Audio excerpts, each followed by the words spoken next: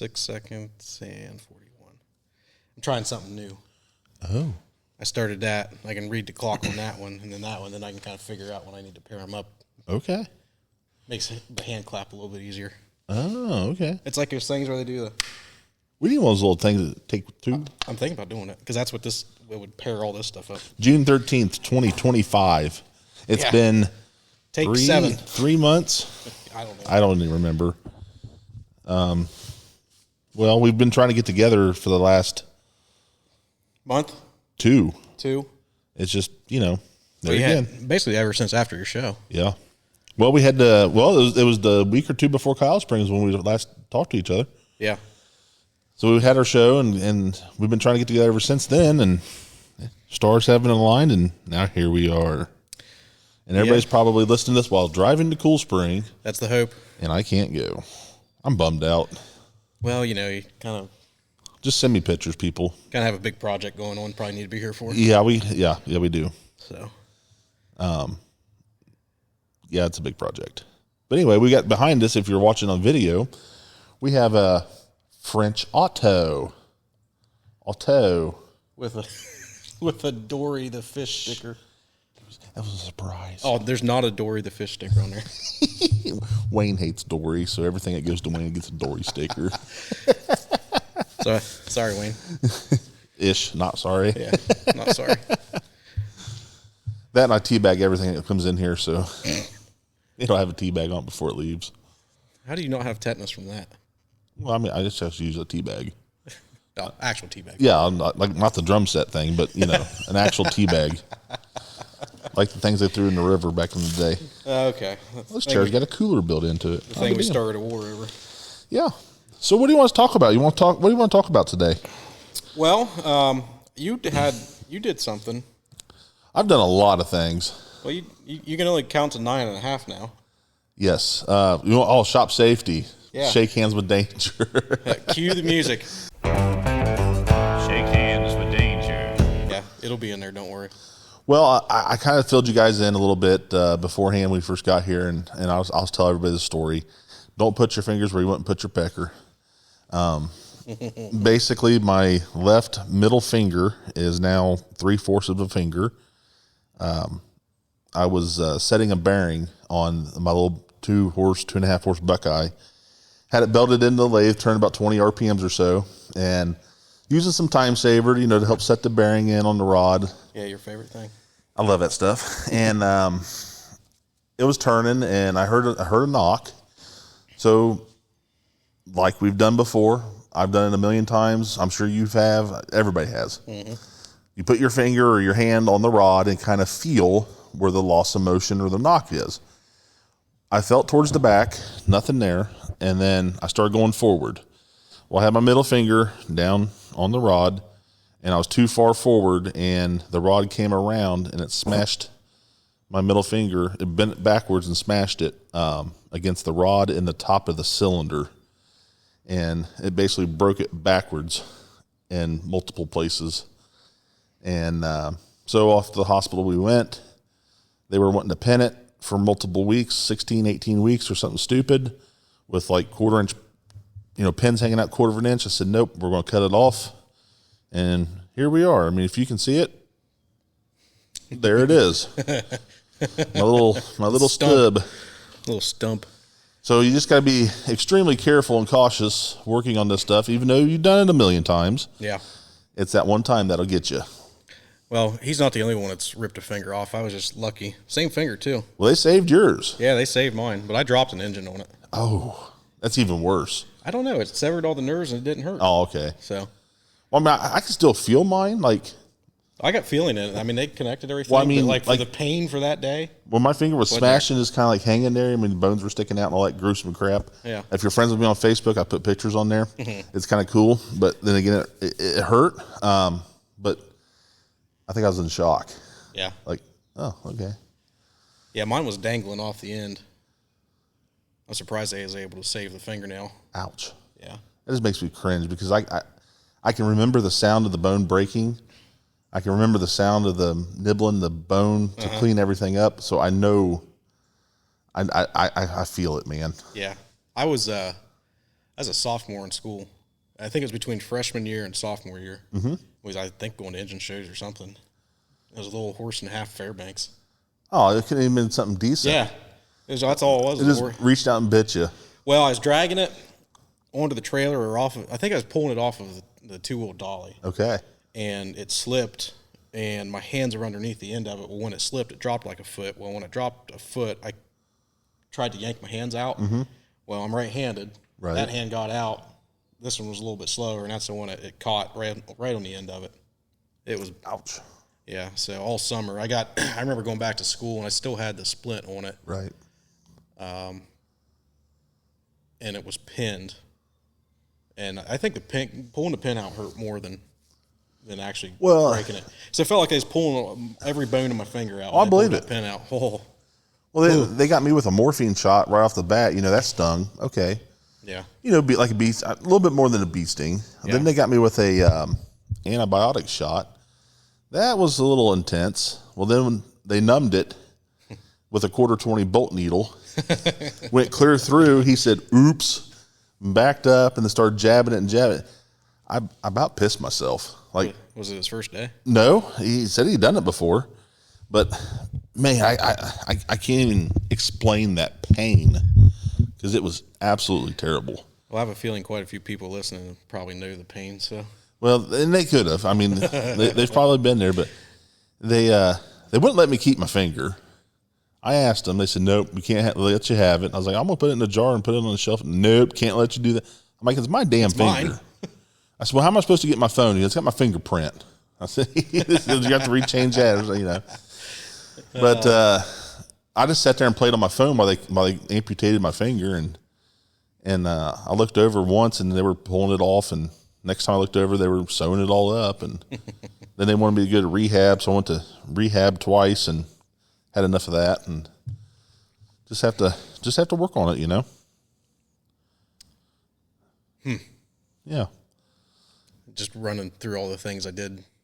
Oh man, it's in my head, the things I while on engines. Yeah. Cut my knee open with a 4-inch angle grinder. I did that. I got my belly here the other day. Yeah. I was cutting a piece of steel, and that sucker kicked back and I got a nice little gash across my belly.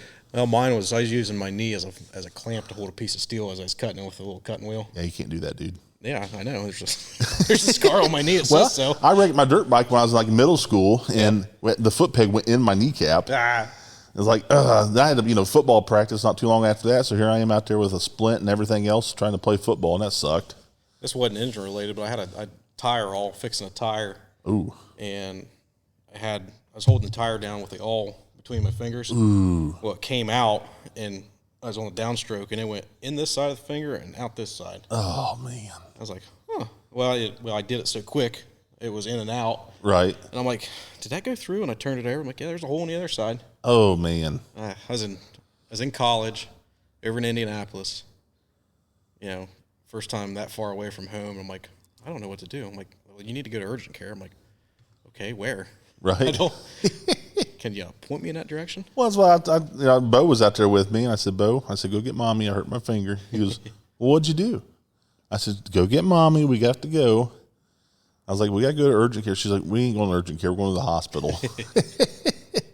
So we went downtown Dayton there to Grandview, and they took awesome care of me. Yeah. Great people down there. Well, good. There's one nurse that she was a complete. She was not a very nice lady at first. I had to rethink how to say it. Which? Yes. But everybody else was awesome. And then like one of the guys was like a student or whatever. And he's like, resident. Yeah. He's like, "Do you care if I write a story about this?" I'm like, "Have at it, dude." Yeah. I don't care. Take all the pictures you want. Yeah. Send me a copy. Yeah. I'll sign it. Yeah.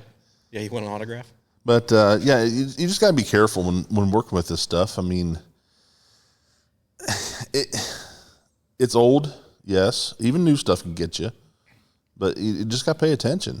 Like I tell all the new hires at the railroad, it's not a dangerous, like my industry, it's not dangerous, it's just unforgiving. It's the same thing with engines. They're not dangerous, they're just unforgiving. You are the squishy thing. You are going to be the thing that gives first. Absolutely. So you got to be mindful of what you're doing. Well, I mean, a few instances, like Shelby Babcock.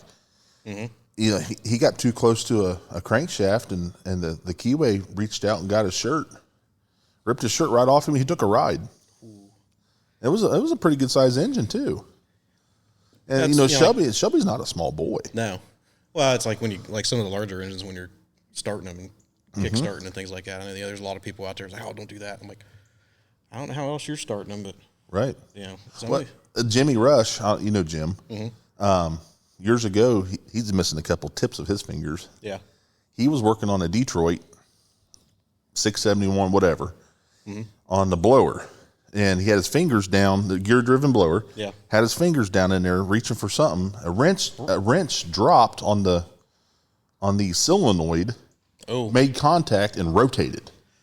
So that was a clean cut. There was a guy, years ago, I went to buy some engines not far from where I live, and Detroit is what made me think of it. Can't remember his name. I remember what engines he had, but he was a Detroit mechanic. Okay. And he had 2 semi-trailers full of just nothing but like Detroit blowers and Detroit parts. And we got to talking. Is that Jack Himself? No. Okay. He's up in Killbuck. Okay. I don't know where I know Jack lived up there and he was into Detroit, so that's why I don't think so. I wish I could remember his name. Anyway, he had lost his arm. Oh, really? Similar story. He was working on a crane. Oh. And the crane, whoever was in it, this is before lockout, tagout, things like that. He was in there. Somehow it got spun over, and his hand was between the fan blade, and it went down and whoop, clean off. So they threw him in the back of an old car. This was back in like the 60s or 70s. This guy was an older guy. He said, they threw me in the back, and I'm like backseat. He goes, no, they put me in the trunk and drove me to the nearest hospital, which was like an hour away. Oh, Lord. He goes, and they was able to reattach the arm. He goes, it just happened so quick. They had a tourniquet on it, and that's, about an hour is about all you can have a dead limb. Absolutely. He goes, doctors, wherever it was at, they reattached it and put it back on, and he showed the scar. It started here, and it went all the way around. Oh, wow. Yeah, and I was like, holy cow. There was an Amish boy that we do some work with. His son, I don't know, 7, 8 years old, was using what's them saws that come across the top? Radial arm saw. Yeah. And cut his arm clear off too. Huh. And he was, at the time he was young. They got it reattached and everything, and he's working right with them today.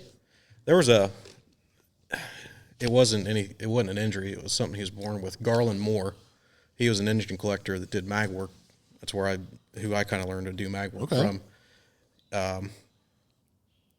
He was in his late 70s and the early 2000s. So that would have put him, born in the 20s or 30s. Oh, I'd love to talk to that guy. Oh, he was an awesome guy. Anyway, he had a pig or a lamb bone. Okay. For part of his leg. Right. It was one of the first surgeries that OSU did that was like that. And it happened, I forget what it was. It was something when he was real young. He had multiple surgeries because they had to keep cutting the bone out and putting a longer one in. Polio or something maybe? I don't know. I forget what it was. And he showed us, he goes, I have no skin on my shin. The bone, it was just the skin over the years had grown to the bone, and it was just, you could just see the bone.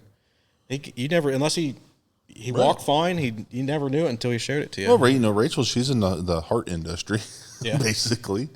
And, pig valves or whatever valves, and that stuff's more and more common every day. Yeah, and like I said, I think this was in the 30s they did that. It was one of the first. He did it. I remember him saying they did it at OSU over in Columbus. It was experimental at the time. And it was either a lamb or a pig. Probably a pig, but I don't know where you get a bone long enough out of a pig for. I have no idea. But and that I don't know how long. Not a pig farmer. Yeah, and maybe the bone grew as he grew too. I mean, I don't know. I don't know if that's possible. Yeah, I'm not sure how that works. I'm not a medical professional. I'm not a professional in anything. Professional idiot. Something. That's what I am. So just don't put your fingers or anything. Yeah, just use caution. PSA. You've heard it here first, people. I can say it now. Say "fu" in lowercase. It's just a little "fu." So what have you been working on, man? I have been busy doing anything that isn't engine related. Okay. Don't ask me why. I've just been trying to get caught up. I got so much stuff that I don't know why. I own equipment and I don't even do anything with it other than like odd jobs every now and then. So every time I have to go do something, I have to work on the equipment. I should just sell it on. I understand that. Just be happy. We've been so busy with work; it's mind blowing. I did that video. The last thing that I worked on was that 12-horse Hercules that I bought. I did a video for it. You got it running good. Yeah, it dialed in. I got a couple other things I want to try. Did you bring it to the Kyle Spring? Yeah, and I didn't run it, but I brought it. Okay, I'm sorry I didn't even hardly see you. Yeah, I was so busy; it was ridiculous. Well, I think he was trying to relax from Friday because I came on Saturday. All I was just trying to do, and it rained for 22 minutes. Yeah, and everybody was like, out of here. Out. It was a great show, though. It was awesome. Like I said, I didn't make it on Friday, but there was tons of pictures of 10 acres of just stuff. I think we had just shy of like 500 engines here out in the field. That's insane. I mean, that's bigger than big shows. Yeah, that's insane. I mean, it's mind blowing. It's humbling, is what it is. Mm-hmm. But yeah, I'm trying to think. So you got the little excavator. It's in good shape. I mean, other than I dropped it in a ditch this week. That happens. Side jobs. I do have. That was part of the reason I needed to get like some equipment like up and running. That thing was overheating, so I had to put a new fan belt on it, which turned into a fiasco. Well, you need to do that for quite a while, though. Yeah, that's one of them little hour projects that you just run away from. Yeah, well, it turned into 3 days. Oh my gosh! So the fan belt on it, it's a 3/8 fan belt, and it was wore down to less than a 1/4 inch wide. Dear Lord! Yeah, you got your money out of that one. Somebody did. So pulled it off, went down to Cat, and I'm like, "Hey, can you get me a belt?" And they did. I got it in September last year. Okay. So I've had it that long. Gotcha. Finally go to put it on. Did you break your phone, Jeremy? Oh. We got a live studio audience here. Yeah. You don't want to talk on radio. Yeah. So, short story long. I get the stupid belt. I get it home. Sits in the garage for X amount of months. I finally need to use this thing. I remember seeing it sitting on the workbench. Yeah. Yeah. I finally use it. Put it on. Guess what? It's too long. I'm like, how's this thing too long? It's a pain in the butt to get to it. Mm-hmm. And then they can't make nothing easily accessible in a Mini. No. So I get it all on there, and I'm like, okay, cool. And I'm like, the alternator's all the way out, and it's still got play in. I'm like, well, this ain't gonna work. So I'm like, well, maybe there's a different accessory drive or something. So I go back down to Cat, and they're like, nope, that's the one it is. It only came with this alternator through these years. That's the belt. All right, well, I'll go to Napa and just have them get me a shorter one. So I go to my local Napa. It wasn't a problem getting a shorter belt. Right. Well, the second one I got was too short. Okay. I couldn't even get the thing on. Right. So I go back again, get a smidgen longer one. Well, then I had to wait a day for it to get shipped there. So yeah, changing the fan belt turned into 3 days. Well, it's like usually if I'm working on something and need a belt, like I'll get say I need like a 40-inch belt. Well, I'll get a 40, or I get like 38 through 42. Exactly what I needed was a 40-inch belt. We're going to war on this thing, you know. Yeah. So I got that, and like I said, I had a job I was going to do with it. There's a local brewery that wanted some work done, and they're good people, so I went up there and helped them out. Absolutely. And I was going to take it from there, and I got a Patton Brothers that I need to pull off of an original site. Okay. Well, I need the excavator to pull it off there. Absolutely. So I'm like, I'll just leave there, and I moved it today. Mm-hmm. Well, dummy me, ripped my pigtail out of the gooseneck. Nice. So I got the excavator and drove it home and didn't get to drop it off where the Patton Brothers is. So I got to fix that, and then next week I'm planning on pulling that engine out. Now again, that engine I've owned for 2 years, and it is yet to leave that guy's property. Well, you're taking the engine. I got the building and everything. Yeah. The building's pretty much tore down. 2 walls are still up. Again, I need the excavator there to carry them walls out, and then plus the engine. But so I had to at least the excavator runs. Like I said, I did drop it in the ditch when I was digging the ditch. But we bought a D7 Cat here 2 weeks ago, and a farmer up by Dad there, and Dad wants to scrap it, and I'm like, what are you going to do with it? I don't know. Yard art? Hang it from the ceiling. No. And I'm just like, I mean, it's a D7 hydraulic blade. I mean, it's a pretty decent machine. But it's just like, I don't know if I need that headache. I got that D8 cable machine that I need to go back and get the steering freed up on so I can move it to Country Crossroads Showgrounds. Right. Because that's where it's going to end up living. Haven't done that yet. Hate to scrap this thing, but I think it's going to be destined for the old shredder, Yeah. Well, I got some time off of work. I got some projects I need to. Now that the excavator and that digging stuff's done, I think I can. There you go. Probably manage some other hopefully stuff. we can have another Cast Iron Curiosities video. Well, I've got one filmed. It's the Patton Brothers. I got you. So I go pull that engine off. I'll Gotcha. be the rest of the filming that I'm going to do for that. Getting it moved to the house and then putting the building back up and getting the engine. We've been watching Avery with Cruddy Cornstalks there on YouTube quite a bit. And, so you got a new one out? I don't know. I mean, it's been a month since he posted one about we've been watching. Bo likes watching them. I like watching them, and he does pretty good with that stuff, really. Yeah, I just need to be more consistent. So I understand that. I don't know what else is happening in the engine world besides Cool Spring coming up. The Allman pre-30 auction was a huge success, I guess, for most.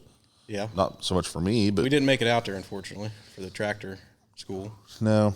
Well, that was the day before our show? Week after. Yeah. Yeah. I was still recovering. I bet. But we had the 50-horse Fairbanks up and running. I didn't get to hear it run, but, in person I've heard it run. But. It was running. Oh, Fairbanks. What's up? That 6-cylinder. 6-cylinder, yeah. I talked about, it was earlier this week, figured out where it's going at that showgrounds at Country Crossroads. Okay, cool. Figured out where it's going. And, I don't know, sometime in the next couple of months we're going to move it. I'd like to be part of that. I'll let you know. I mean, just even as a spectator for moral support and pass out lollipops. Hey, yeah, sure. So the club that donated that to us, I went and I was our guest speaker at their banquet. Was you really? Yeah. I made up a bunch of stuff on the spot. I'm sitting with royalty. Yeah. No, it was they had a nice little coal park banquet and had a little auction. It was auctioning off coal related pictures and coal mine stickers and some books and things like that. And they raised some money doing that. And then they had sponsored tables. You could purchase a table, things like that. And then, like I said, I spoke at it, mainly just talking about the YouTube channel and how I try to use it to get people interested in this type of stuff. And places like that can save things, give people that want to go see it in person a place to go see it. Right. Unlike just watching it on TV. Right. So it was good. Yeah. I think they were happy with the turnout for it. And then, like I said, the Fairbanks is coming from them to the Dresden show.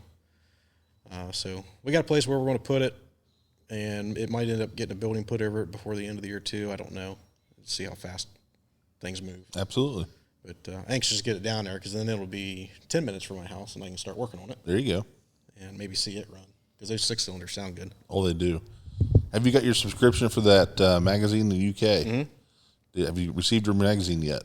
I got one a couple weeks ago. Their shipping's a little slow, but it's a great magazine. Yeah, I usually start seeing, I think what they're on issue 3 now. I think so. Well, I think number 4 is supposed to be getting ready to go out, and I just got issue 3. So yeah, the shipping. Yeah, it's a little slow. Yeah. Mine hasn't even showed up yet. Not unless it come today, but I got it. Sounds bad. I've been so busy. I know. I haven't even opened it up to look. Well, at it. As soon as mine comes in the mail, I flip through it real quick, look at it, and it's kind of late in the truck, and then 2 weeks later, I'll take it in the house and kind of start reading it here and there. And I told them a month ago that I'd write them an article on that 12-horse Hercules, and I haven't done it yet. But hey, that Jack and Jamie, they're doing a really good job with that, and they're keeping up good with it. I'm impressed. I mean, maybe they should run the Facebook page for the podcast. It might get more. I forgot we even had a Facebook page. More posts on it. To be honest with you, I forgot all about it. Too many irons in the fire. It's terrible, isn't it? Yes. Oh my gosh. What else has happened? What kind of projects you got going on? Anything? Well, we're in our big barn. I don't know if you guys can see it on TV or the video or whatever, but they can see the oil pull in this. And well, behind this, there's to the doorway. There's a 5-horse Stickney that I need to finish. And in front of that, there's a 6-horse Foose Type K. Everybody thinks they're ugly. They're ugly. They're awesome. Got to finish that. Everything in here needs something. And I don't know, there's what, 50 engines in here? Probably. I bet you there's more than that. I don't know. Everything in here needs something, period. It's like my shop. Yeah. I mean, it might be big, might be small, but, some 10-minute ones I like to run away from. Yeah. Let's dive into the 2-year projects and get all frustrated. And but like that, there's a little Cummins sitting right over there. All it needs is put on that cart and a fuel line, and it would be a runner. That's literally all it needs. What are you doing? That's literally all it needs. I mean, it's an hour of drilling 4 holes and 4 bolts and Not even that. yeah, it's just piled there in the corner or in the lineup. What's your big timbers for? Like shipping timbers? Or? No, I had them on a hay wagon. I had that John Deere 111 power unit on a hay wagon. Oh, okay. And I sold the power unit on a hay wagon, and my nephew wanted the running gear, and so I just took the timbers off. I'm like, too good to throw away. So Yeah. Here I am hoarding them damn things. I'll use them for something. Yeah, I mean, if you need them, fine. If not, whatever. They're here, whatever. But then, like that little woodpecker, it just needs put on a different cart and wired up, ready to go. The Etna, I need to finish tearing it apart and put everything back together on it. I got the new cylinder. I've had it for 2 years now. Ain't touched it. That's one that Bill. Yes, he made a whole new cylinder and a whole Yeah. new head. Because it was all salt water. Just ate out more than a Ron Jeremy porno.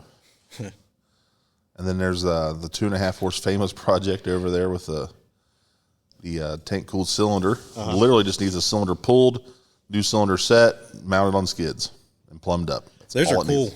when they're done. Chris has got one done, I think. I ain't seen pictures in a while, but Well, he had one here.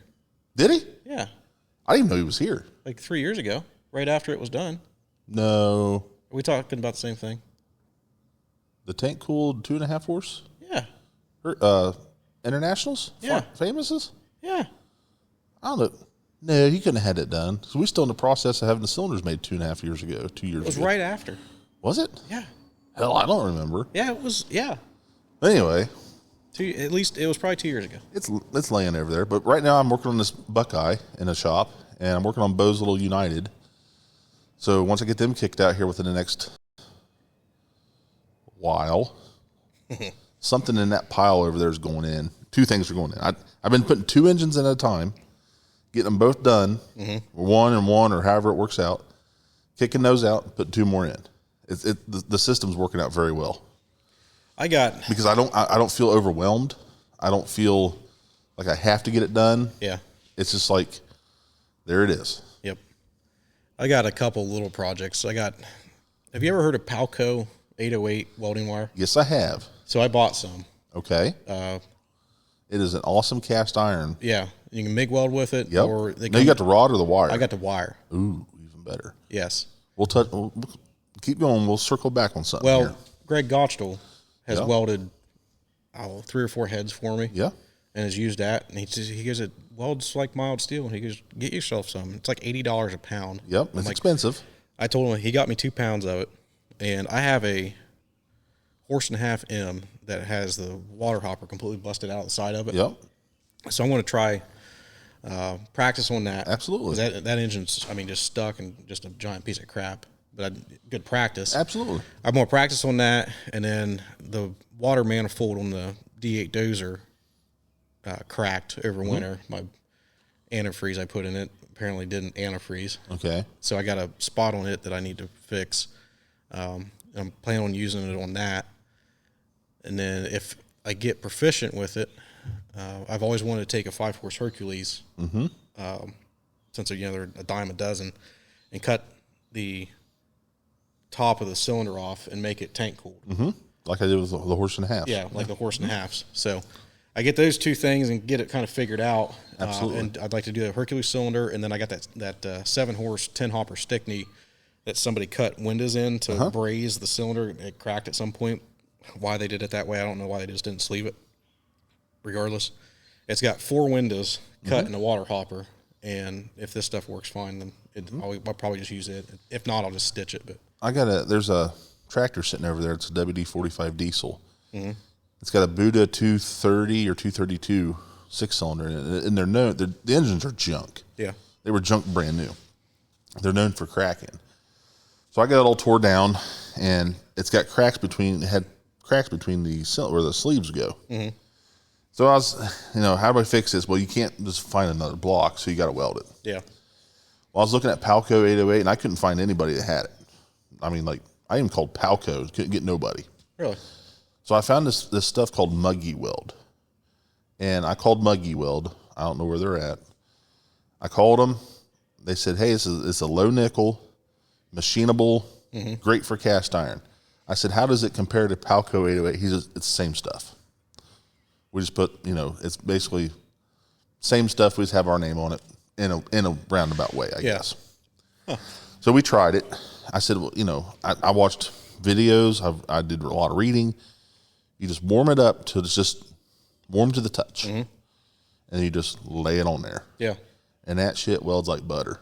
That's what Greg tells me. It flowed good. It welded better than steel. Yeah, and you're supposed to be able to do dissimilar metals too. Yes, you can. So it'd be easier to do the Hercules deal, take a mild steel and have it rolled. Absolutely. And then you can weld it in and be done with it.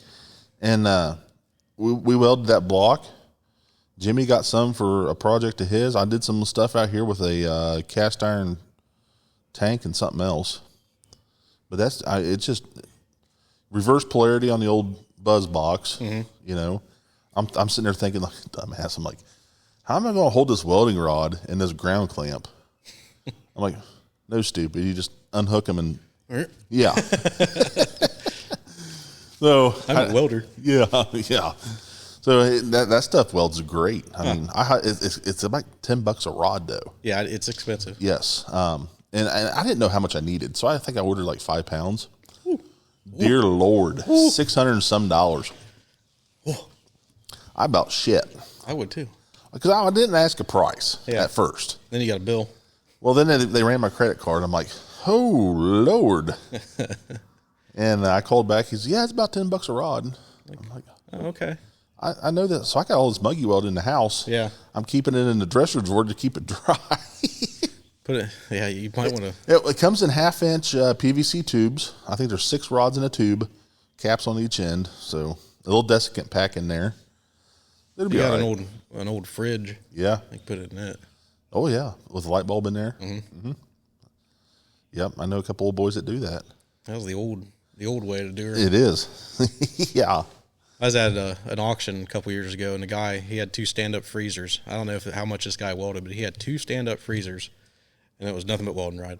Now, who knows how good it was, because the lights, the guy had been dead for a while. But right. I was like, holy moly, how much welding do you need to do to have 2 stand-up freezers full of rod? Some of them old boys, they have it, man. Yeah.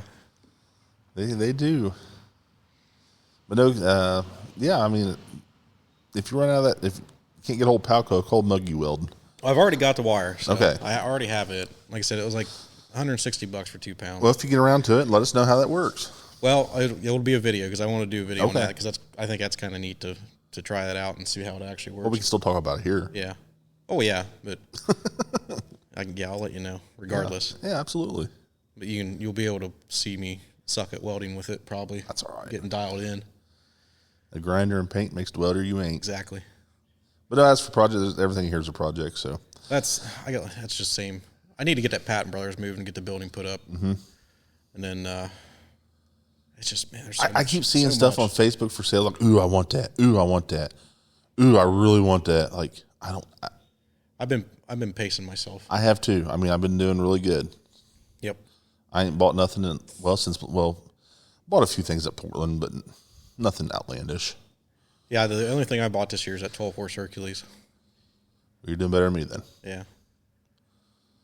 I've been spending all my money on maintenance stuff. That's what I need to be doing. Hell, it's taking me almost a week to vacuum my shop. You vacuum? Well, I'm trying to I'm using my air blower to get everything to one side, and then I'll take the shop vac and just suck it all up. Well, I did. Another thing, I hooked a heated floor up in my garage finally. Yeah, So yeah, you had that hooked up last time. Yeah, it was it hooked up? Yeah, it would have been. I think they just hooked it up. Yeah, I don't know if it was on yet though. Was it? No, it was on. It was on the day they left. Yeah, you just had that done last time we was together. Oh, that's great. Now I just need to get AC in there. Even just a dehumidifier. I got a nice big fan. That takes. Well, I know, but if you just a dehumidifier, get that humidity out. Yeah. That's the. I mean, this is a common. It ain't the heat; it's the humidity. Mm-hmm. I mean, you'll hear that in Ohio all the time. Well, I keep my house at like 64, so yeah. I like working in the cold. Oh, I do too. I can air conditioner in my shop. Yeah. You got a mini split in that. You talking? Is it a mini split in there? Or? No, well, there will be a mini split in the lean-to shop when I get it done, if I ever get it done. Yeah. But in my shop now, we was tearing down a house, and they had like a brand new, I don't know, air conditioner unit outside. Mm-hmm. They had like a fairly new furnace. Yeah. No, I'm sorry. We weren't. That house was. A friend of mine was replacing that stuff to go to something bigger. Well, he'd put the furnace part in his house, and then I got his old furnace part, which works just fine. And then I got the outside unit. So all I had to do is buy a line set, and he'd just come over and put it all together for me. Okay. So you kick it on, I don't know, 72 or whatever. About an hour. It's comfortable in there. Yeah. I don't leave it on all the time. Yeah, if you're not out there all the time. Yeah, I got one of them fancy thermostats where I can turn it on from my phone. So, like, if I'm headed home and I know I'm going to work in the shop tonight, I'll leave the big shop and kick it on and come home and doodle around in the house for a little bit and then go out there and it's nice and cool. Yeah, it's ready for you. Yeah. Yeah, I got one of those Nest thermostats in the house, and I got it scheduled where it, during the day when I'm outside or at work, bumps up to like 70 or 75, well, bumps up to 75, and then about 9 o'clock in the evening, which seems to be about the time I get back in the house. Right. About 8 o'clock, it kicks on and brings it down so I can sleep at night. There you go. In the nice, cool house. Yeah. And then about at 8 o'clock in the morning, it bumps back up. Right. Which probably, I don't see a difference on the heating bill or on the electric bill. Right. So just leave it that way. That's why I put my window air conditioner in the house in the bedroom. I like to keep it in an ice box in there for night. Oh, yeah. Poor Rachel, she has to have 42 blankets and a parka. Well, I grew up in a house that was heated by firewood, and my bedroom was upstairs. And, she did too. And I had a window air conditioner that I would run in the winter. Yeah. It's either that or I crack the window. I believe that. Because, man, I would just sweat. Trying to think, we had one of them kerosene heaters for heat when I was a kid. Oh, the round ones. That's all we had, man. Yeah. I mean, the house that we lived in had that ceiling heat that didn't work. And I remember, Dad, he'd start that heater every morning before we went to school. Mm-hmm. And we'd, warm everything up. And then we'd go to school. He'd shut off. They'd go to work. Or he'd go to work and get home that evening. And he'd start that sucker, but, pump the fuel in it and fire her back up for a while and shut off before we went to bed. I had a friend that it was a family farmhouse when we were kids, well, in our early 20s, and that's where he lived, and single pane windows. Mm-hmm. And he put this ancient natural gas furnace in the great room. Uh-huh. And again, it was an old home, so it didn't have any ductwork. Everything just rose. Right. Well, having that natural gas furnace in there, bunch of moisture. Absolutely. So in the winter, when we'd be hanging out and I'd wake up in the morning, and Dad always told me stories when he grew up about waking up and there being ice on the inside of the windows. Right. And I experienced that in that place quite a few times. I'd walk out in the kitchen and there'd be, ice. Right. Like a half-inch of ice on these single-pane windows, and it'd be just nothing but a solid sheet. I'm like, okay, I understand this now. Yeah. Bedroom's upstairs. It was super warm upstairs. You go downstairs, and it was super cold downstairs. Right. And then, the further away you got from that thing. Oh, yeah. But we were in our 20s and didn't care. Absolutely. So. Well, it's like, if we ever fixed a caboose up, I won't put like a potbelly stove in, but make it like a gas-fired potbelly stove. Yeah. I got one of those. It'd be kind of cool. It's kind of like a caboose stove. Yeah. I think it's called a heat more. It's just one of those kind of, I don't know. It's like a foot by like 2 or 3 foot long. Okay. I got one of those in one of the pump houses. Okay. And when I was out there working on it, that one in the first pump house I'd moved, it got around the winter time. I'm like, I'm gonna put that thing out there, and I ran a chimney out the window. Right. Oh, it was the coolest thing ever. I'd be in there tinkering on that Myrick Eclipse. Tinkering on it, getting it running, and I'd just build a little fire when it got cold. Absolutely. Like, this is great. I love it. Backside of your legs would be burning if you stood too close to it. But. There's a stove on the shelf. It's from the Colorado Rio Grande, I think. Yeah. And I don't think I'm going to put it in the caboose and that'd be cool. Plumb it out and everything. You make that an Airbnb. Well, we thought about that. But there's one down by me that actually there's two. There's 2 cabooses close to us. Is there? That would be cool to move. I think would be neat to. Well, one of them's too far gone, but right. The other one would be bad. Right. To move it and be like a guest room. I thought it'd be a really cool guest room. It's an old B&O. Well, that's what we want to do. It's an old wooden one. It's an old wooden B&O. Really? Mine's steel, but that's what we want to do with ours eventually. Because right now in the back of the house is that big great room. Yeah. And during the show, it's like body central. Everybody just kind of. And then it starts smelling like a gym locker room after about 2 days. Yeah, because nobody's showering. Yeah, I mean. Let's be real. And Rachel's like, this place smells like man. So the idea is to put some people out in the caboose. But maybe with the new house, we're building a new house here, and they can sleep in the garage or something because there'll be plenty of room in there. Are you making provisions in the new house to have like an engine somewhere inside? Is it getting like built around? Well, here's the deal. Uh-huh. She said no, but we'll see. Okay. We'll see how well that. She said no on this house, on the old house too, but there's quite a few models sitting around in there. So we'll have to table that one. Yeah. Because there was going to be a 4-inch step from the garage into the house. Mm-hmm. Well, now it's just a nice flat. Oh, so you can wheel something in there. Yeah. There's no basement in it, so that'd be perfect. No, and all the floors are going to be finished concrete. So even better. Heated floor, I assume. No. No. We just decided not to go that route, and we talked to people that had it, and we talked to people that didn't, and the only difference we've come across was a pair of slippers, and that's basically it. Yeah. So I can see that. The people said they had it. They walk around barefoot. And people said they don't, just need a pair of slippers. Yeah. Which, whatever. Usually have slippers on anyway. Yeah. Well, I mean, at least I do. If I'm walking walking around the house. Yeah, I wear my socks right before I go to bed, and I take them off. Yeah, I got hardwood floors, so they're cold. Yeah, she just wants to finish the concrete and make it look pretty. And I said, hey, down the road, if we decide we want something else, we always put it right on top. Mm-hmm. So yeah.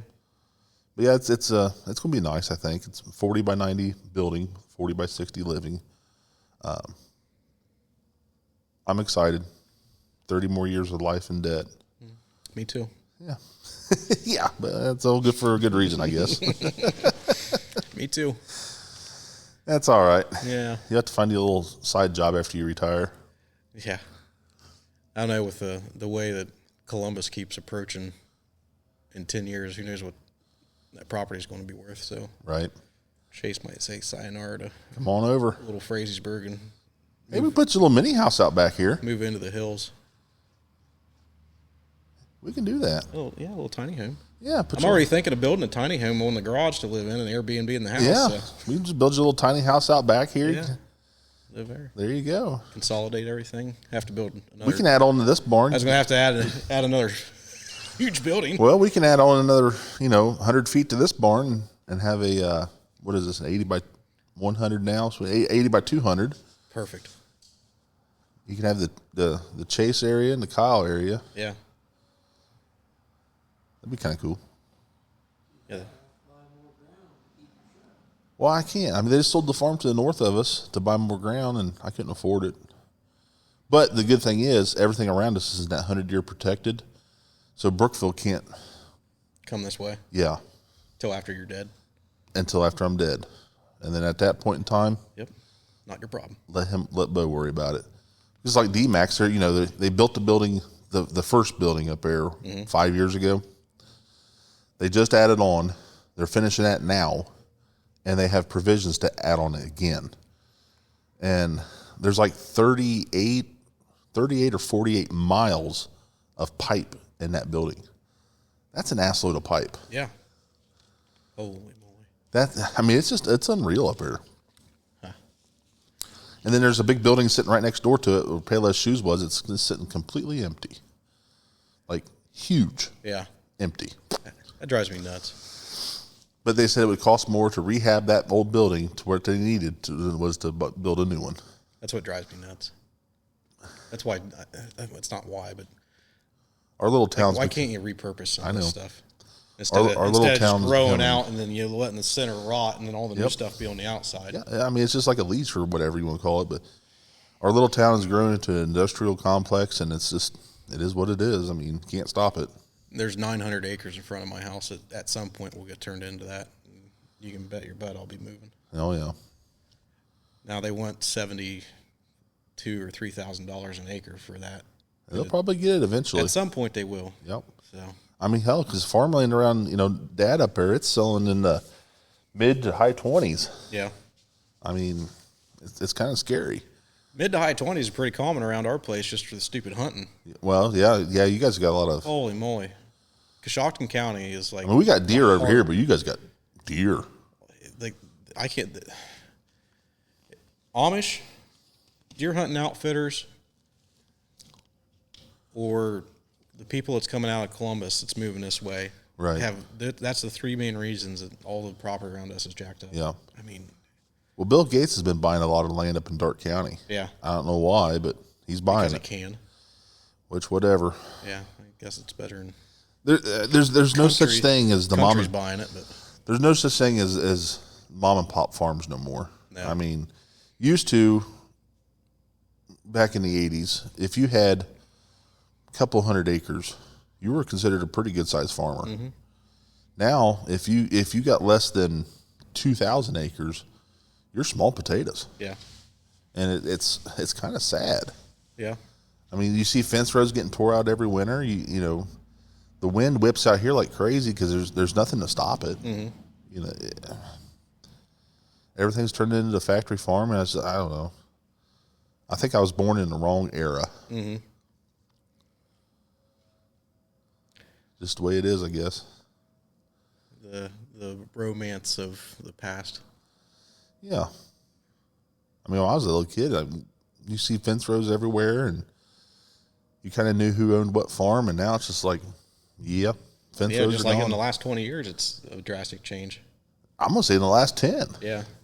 You know, because all the old guys, they're unfortunately they're dying off, and these young kids, they're doing good for themselves. Don't get me wrong, but and agriculture has come so far in technology, just like these old engines. I mean, the technology we have now compared to what we've had 10 years ago. Mm-hmm.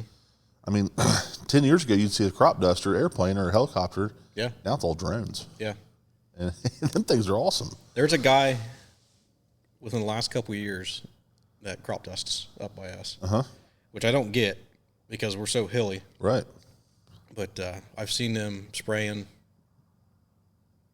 I don't know, within the last 5 years. Right. I haven't seen him in the last couple of years, but I also have been in those areas that he was spraying. But I remember going down south years ago. This is probably 25 years ago, and that's all they used down there in South Carolina. And we was down there on vacation, or no, Dad was down there for a work trip. That's what it was. And we were driving through all these plantation lands, and that's all it was just airplanes, and they're like 20 foot off the road. Oh, they're awesome. They didn't rise for the road or anything. Right. This old, Korea era trainer plane or whatever it was. They're awesome to watch. I mean, then you get talking to some of the people down there, like, do they ever crash? Like, yeah, all the time. They just flip them back over and put them back up. I'm like, you guys are insane. Yeah. I mean, they have a set of testicles the size of bowling balls. Yeah. They said, they land and they'll flip them over and they just, put them back on their wheels and. Like a turtle. Yeah. I'm like, boy, the FAA was probably hates you guys.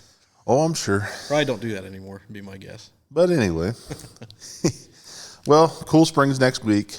Starts Wednesday. Well, Yep. Thursday. Yep, that you're not making it. I'm not going to make it. I'll be Please send there. pictures. I'll be there. They're featuring International Harvester. I got to be there. I got engine on my trailer that needs to go there. Yep. It's got to go to Joyzy. Josie. To Jersey. Yep. I guess it's better than finding khakis from Boston. Yeah, khakis. I'm kind of disappointed. I mean, You're going, you still plan on going to Kinzer's? yes. So me and Dad are still planning on going. I'm going to take off work and just shut everything down and just go. I've never been there. I think it. Neither have I. And it's the same people that we hang out with at Cool Yeah. Spring, so it just be, It's got to be a good time. yeah, Cool Spring 2.0. Right. So yeah, it's definitely got to be a good time. Yeah. Maybe we can get the inside track to some of the displays. Maybe they'll let us drive the train. I am a certified locomotive engineer. Actually, yeah, you are. Yeah. I just want to toot the whistle. Toot, toot. I'm going to see if I've run steam engines before, so steam Well, I have locomotives. to. I mean, Steam locomotives. I've ran traction engines in the stationary, so it can't be too damn much difference. Taking off's a little bit hard. Okay. Well, I mean, besides that part, Yeah. I mean, your boiler's a boiler and your tea kettle boils. It comes if you're as an engineer, it just comes down to knowing the territory, which I'm talking big railroad stuff now. So Right. Well, We're out not there, gonna- it's a small loop. that's what I and- mean. It's yeah. a small loop, so I Yeah. think it could be figured out. Yeah, we ain't on Casey Jones it or nothing yeah. here. Yeah. Oh, well. Well, I might see if I can con my way into that. that'd be kind of cool. Do a video. We need to get with Age of Steam, too, sometime. They're willing. Okay. It's showtime now, so Well, we should wait till wintertime and do that. But yeah. I thought about it a bunch during this winter. I did, too. This winter was rough, man. This actually this weekend, tomorrow, they have their Steam to Victory Oh, really? going on there, which it's a World War II reenactment. They got tanks and half Oh, tracks. that'd be so cool. And then they've got a couple. They got a steam engine that was used for World War II. It's painted up in Army. It's No kidding. Army green, and they got I think a couple military like DoD stuff Right. from that era.